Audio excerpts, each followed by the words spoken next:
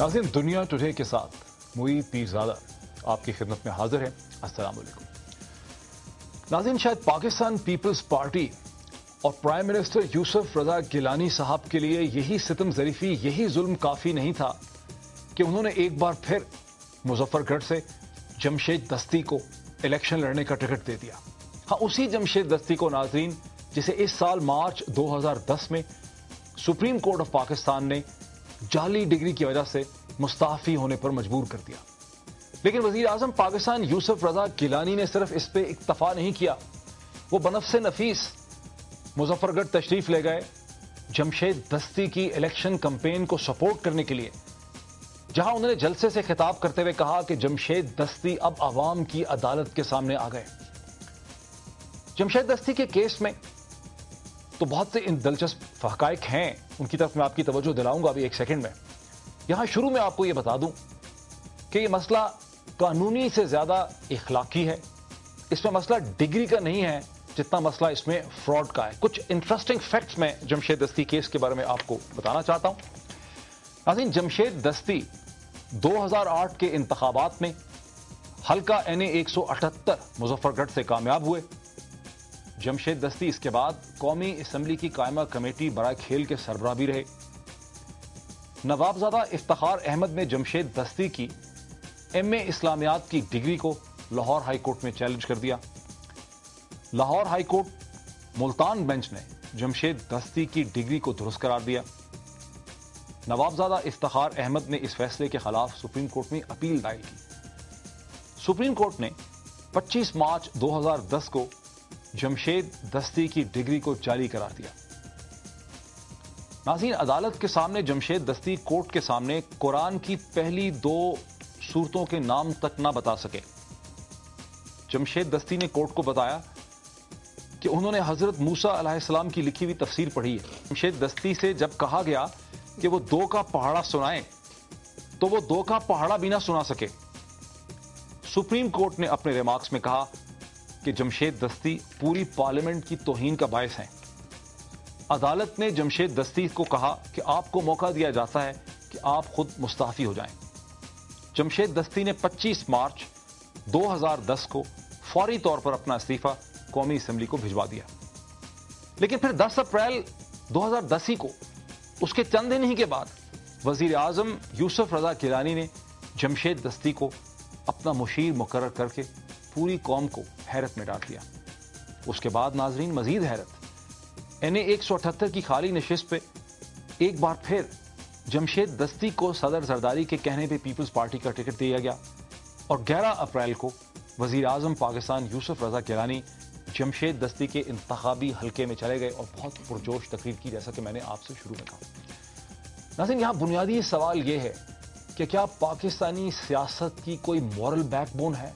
क्या पाकिस्तानी सियासत की कोई इखलाकी बैकबोन है?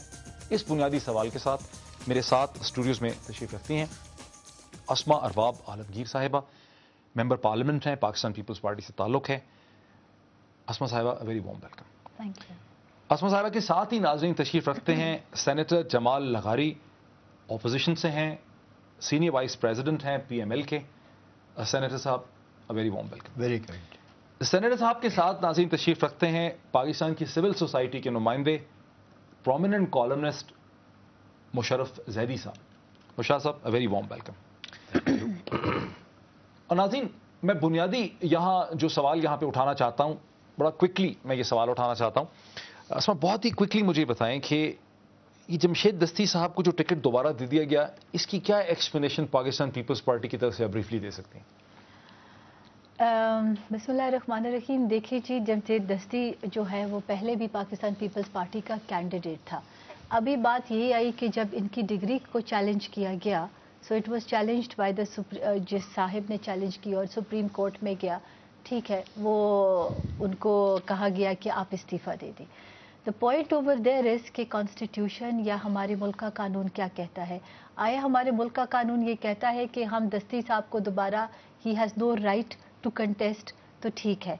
और अगर इसको कानून इजाज़त देता है और इलेक्शन कमीशन इजाज़त देता है, जबकि इसमें अभी वो BA की शिक और उसका that issue has been put aside, तो اس کو کیا بینگ پاکستانی، اس کو مورل جو آپ بات کرتے ہیں وہ ایک ایسپیکٹ ہے، لیکن بینگ پاکستانی سٹیزن، یعنی آپ اس پہ آ رہی ہیں کہ پاکستانی سیاست میں اخلاقیات کی تو کوئی گنجائش نہیں، لیکن تکنیکی طور پہ، میں اس پر یہ نہیں آ رہی ہوں، میں اس پہ یہ آ رہی ہوں کہ میں سمجھتی ہوں کہ پاکستانی سیاست یا کسی ملک کی کوئی سیاست جو ہوتی ہے، جمہوریت جو ہوتی ہے وہ عوام سے شروع ہوتی ہے اور عوام پر ختم ہوتی ہے، کہ جیسے کل پی ایم صاحب نے کہا اپنی سپیچ میں کہ یہ عوام کا فیصلہ ہے، عوام اگر فیصلہ کرتی ہے کہ جمشید دستی کی ڈگری جعلی تھی اور اس کے بعد پارٹی نے اس کو ٹکٹ دے دیا، ٹھیک ہے وہ پارٹی کا کینڈیڈیٹ تھا، پارٹی کا ورکر ہے، اگر عوام یہ فیصلہ کرتی ہے کہ دستی اس قابل ہے تو میرے خیال میں اس کو ایکسیپٹ کرنا چاہیے کہ اس کی اپنی عوام میں اور اپنے حلقے میں اور اپنے جہاں پر وہ ٹھیک، میں آپ کا موقف سمجھ گیا، میں اسی چیز پہ آنا چاہتا ہوں۔ آپ کا بیسک موقف یہ ہے کہ جمہوریت عوام سے شروع ہوتی ہے اور جمہوریت عوام پہ ختم ہوتی ہے اور عوام ہی کا فیصلہ جو ہے جمہوریت ہے۔ ناظرین، جیسا کہ میں نے آپ کو بہت شروع میں کہا کہ یہ مسئلہ ایسا نہیں ہے جس میں کہ قانونی سچویشن جو ہے وہ بہت کلیئر ہے۔ میرے ساتھ اس وقت سلمان اکرم راجہ صاحب بھی فون پہ موجود ہیں جو کہ لاہور سے اس وقت میرے ساتھ ہیں اور سن رہے ہیں، لیکن سب سے پہلے میں کوئک 30 سیکنڈ کا آپ کو کلپ سنانا چاہتا ہوں جسٹس ریٹائرڈ طارق محمود صاحب کا، جن سے ہم نے یہی سوال پوچھا کہ حکومت نے جو ان کو ٹکٹ دیا اس کی قانونی جواز اس کا کیا بن سکتا ہے، آخر یہ ہوا کیسے، ذرا اس کو سنیں۔ میری دانش میں subject to any judgment of the superior court on the point تو یہی ہے کہ شاید یہ ایک ڈیکلریشن ہونا ضروری ہے، ایڈجوڈیکیشن ہونا ضروری ہے، لیکن اگر شاید کسی نے قطع نظر کہ اس کی بیک گراؤنڈ کیا تھی یا وجہ کیا تھی، اگر سمپلی ریزائن کر دیا ہے اور اس کے بعد دوبارہ کانٹیسٹ کر رہا ہے تو پھر شاید اسٹیٹ اوے اس بنیاد پر ڈسکوالیفائی ہونا اس کا مشکل ہے، انلیس کہ کورٹس کی اس کے بارے میں کوئی فائنڈنگ ہو، ایڈجوڈیکیشن۔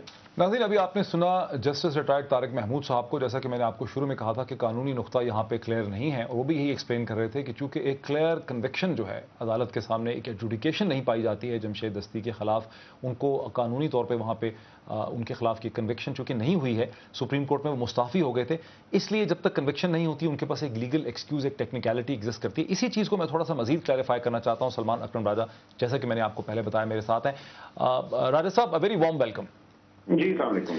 راجہ صاحب، آپ نے سن لیا پوائنٹ، ہم اس چیز کے بارے میں کلیئر ہیں کہ یہاں پہ ایک ٹیکنیکلٹی ایگزسٹ کرتی ہے۔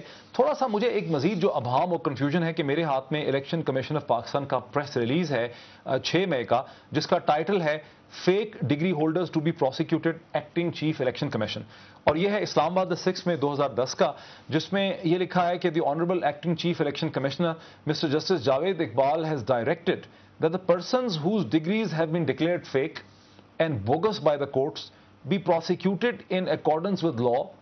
An action to this effect may be initiated immediately and they may not be allowed to contest any election in future.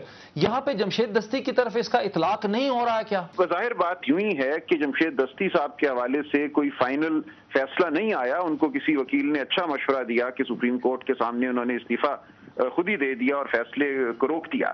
اگر ہم یہ 62F دیکھیں آئین کا، جہاں ریلیونٹ جو شک ہے وہ آرٹیکل 62F ہے، جو یہ کہتی ہے کہ somebody who is not honest, who is not an امین، وہ الیکشن لڑنے کے لیے ایلیجبل نہیں ہے۔ اب یہ ایک ابہام موجود تھا NRO کے فیصلے تک کہ کون ہے جو امین نہیں ہے، کیا کسی شخص کو محض اس کی ریپوٹیشن، اس کی شہرت کی بنیاد پہ قرار